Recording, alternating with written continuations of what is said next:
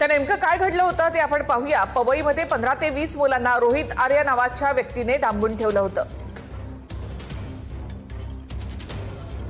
दुपारी 1 वाजल्यापासून 4 वाजेपर्यंत तब्बल 3 तास लहान मुलांना इथे डांबून ठेवण्यात आलेलं होतं।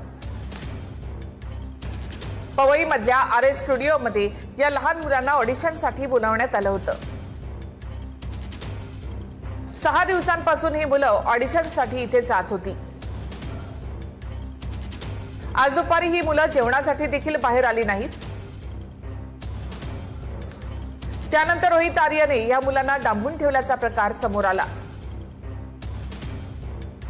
या दरम्यान रोहित आर्यने सोशल मीडियामध्ये एक व्हिडिओ देखील जारी केला। मुलांना पेटवून देण्याची धमकी रोहित आर्यने व्हिडिओमध्ये दिली होती। रोहित आर्यने आर्य स्टुडिओमध्ये रॉकेल सुद्धा ओतून ठेवलं होतं। त्यानंतर घाबरलेल्या मुलांनी खिडकीतून बाहेर हात दाखवत मदत मागितली। पोलिसांनी आरोपी रोहित आर्यला ताब्यात घेत लहान मुलांची सुटका केली आहे।